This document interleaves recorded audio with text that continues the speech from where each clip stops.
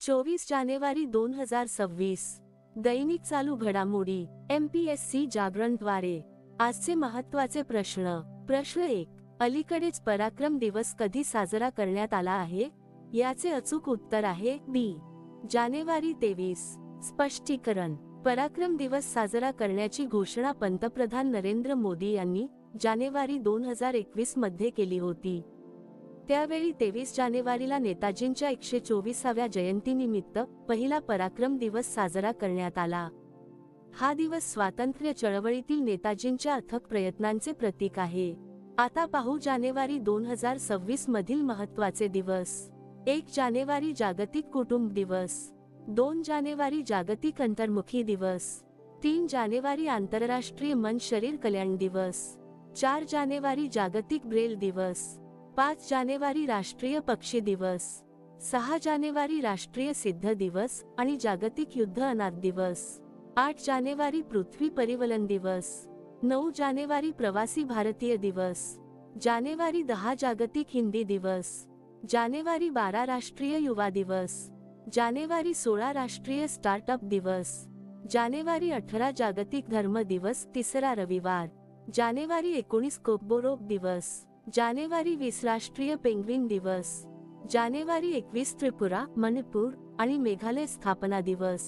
प्रश्न 2. अलीकडेच भारत आणि कोणत्या देशाने धोरणात्मक संरक्षण भागीदारी आणि ऊर्जा सहकार्य करारावर स्वाक्षरी केली आहे? याचे अचूक उत्तर आहे C. UAE, संयुक्त अरब अमिराती. UAE, राजधानी अबुधाबी. चलन UAE दिरहम. अध्यक्ष मोहम्मद बिन झायेद अल नाह्यान. येथे भारताचे राजदूत दीपक मित्तल हे आहेत. आता पाहू UAE शी संबंधित इतर चालू घडामोडी. इंटरसेक 2026 चे आयोजन दुबईत करण्यात आले. भारत आणि UAE दरम्यान संयुक्त लष्करी सराव डेझर्ट सायक्लोनची दुसरी आवृत्ती संपन्न झाली. जगातील पहिली ITVISMA जीन थेरपी अबुधाबीमध्ये सुरू झाली. जगातील सर्वात मोठा डेब्यू मीडिया इव्हेंट म्हणून ब्रिज समिट 2025 चा समारोप अबुधाबीमध्ये झाला. UAE ने नवीन फेडरल कायद्यानुसार डिजिटल दिरहमला वैध चलन घोषित केले. UAE ने वॉक टू मार्स मोहीम सुरू केली. आशिया पॅसिफिक सिटीज समिट 2025 चे आयोजन दुबईत करण्यात आले. CBSE ने दुबईमध्ये पहिली आंतरराष्ट्रीय सहोदय बैठक आयोजित केली. प्रश्न 3. अलीकडेच कोणाला भारताचे सर्वात सुरक्षित शहर म्हणून घोषित करण्यात आले आहे? याचे अचूक उत्तर आहे B. मंगळुरू. स्पष्टीकरण.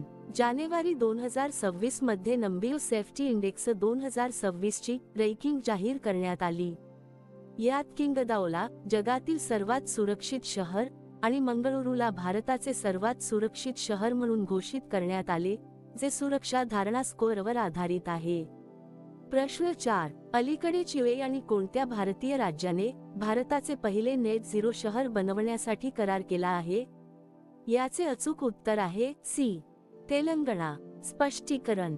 जागतिक आर्थिक परिषद 2026 मध्ये झालेल्या चर्चेनंतर संयुक्त अरब अमिराती आणि तेलंगणा यांनी भारताचे पहिले net zero greenfield smart city Bharat future सिटीच्या निर्मितीमध्ये भागीदारी करण्यास संमती दर्शवली. तेलंगणा. राजधानी हैदराबाद. मुख्यमंत्री रेवंत रेड्डी. राज्यपाल जिष्णुदेव वर्मा. आता पाहू तेलंगणाशी संबंधित इतर चालू घडामोडी. जनजातीय आदिवासी डॉक्टरांसाठी भारताचा पहिला राष्ट्रीय क्षमता बांधणी कार्यक्रम हैदराबादमध्ये आयोजित करण्यात आला. तेलंगणामध्ये हॉट एअर बलून फेस्टिवल झाला. भारताचा पहिला राष्ट्रीय आदिवासी वैद्य क्षमता बांधणी कार्यक्रम हैदराबादमध्ये आयोजित करण्यात आला. हैदराबाद 2026 महिला हॉकी विश्वचषक पात्रता फेरीचे यजमानपद भूषवेल. अदानी समूह तेलंगणामध्ये 2500 कोटी रुपयांच्या गुंतवणुकीसह डेटा सेंटर स्थापित करेल.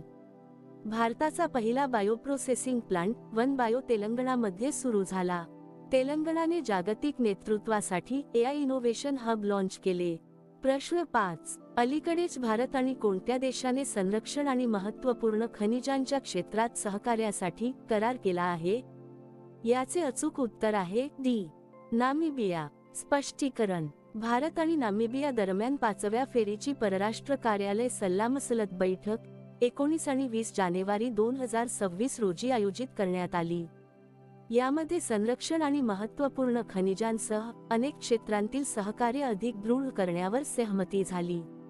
नामिबिया राजधानी विंडहोक, चलन नामिबियन डॉलर, अध्यक्ष नेतुम्बू नंदी नदेतवा. प्रश्न 6. अलीकडेच कोणाची एचडीएफसी बँकेचे पूर्णवेळ संचालक म्हणून नियुक्ती करण्यात आली आहे?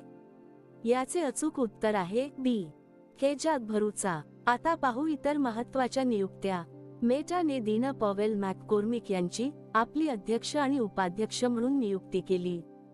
केंद्रीय दक्षता आयोगाचे दक्षता आयुक्त म्हणून प्रवीण वशिष्ठ यांची नियुक्ती करण्यात आली. टीव्हीएस सप्लाय चेन सोल्युशन्सने विकास चड्ढा यांची ग्लोबल सीईओ म्हणून नियुक्ती केली. शत्रुजित सिंह कपूर यांची आयटीबीपी प्रमुख म्हणून नियुक्ती करण्यात आली. Ramesh Kumar Juneja council for leather एक्सपोर्ट्सचे अध्यक्ष बनले. HSBC प्रायव्हेट बँकेने इडाल्लेयू यांची सीईओ म्हणून नियुक्ती केली. न्यायमूर्ती मोहम्मद मुस्ताक यांची सिक्कीम उच्च न्यायालयाचे मुख्य न्यायाधीश म्हणून नियुक्ती करण्यात आली.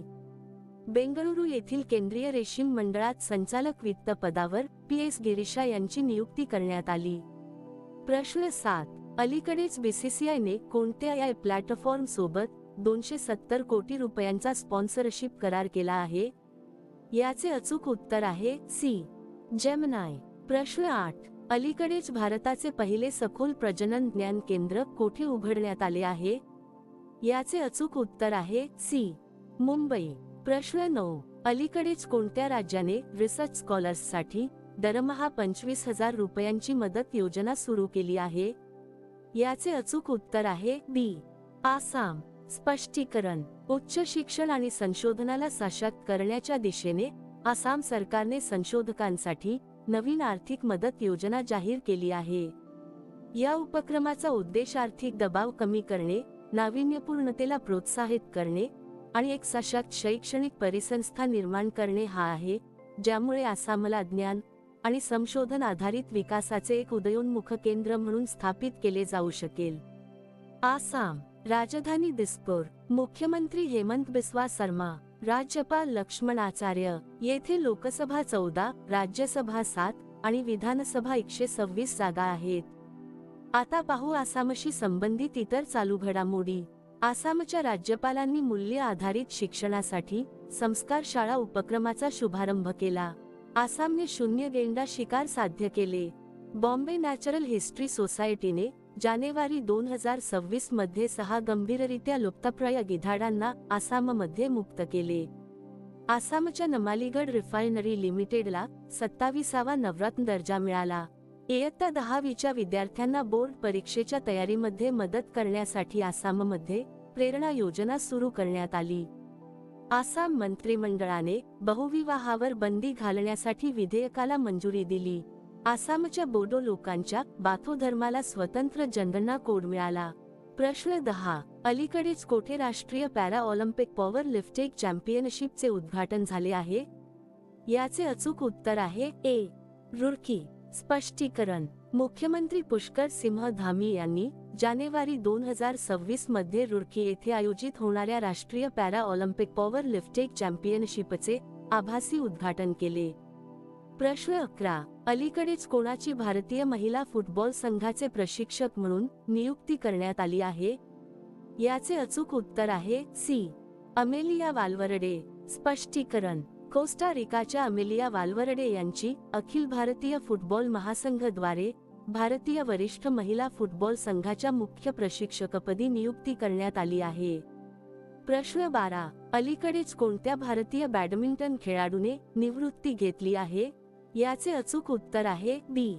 सायना नेहवाल. स्पष्टीकरण. भारतीय बॅडमिंटनच्या एका सुवर्ण युगाचा समारोप झाला आहे.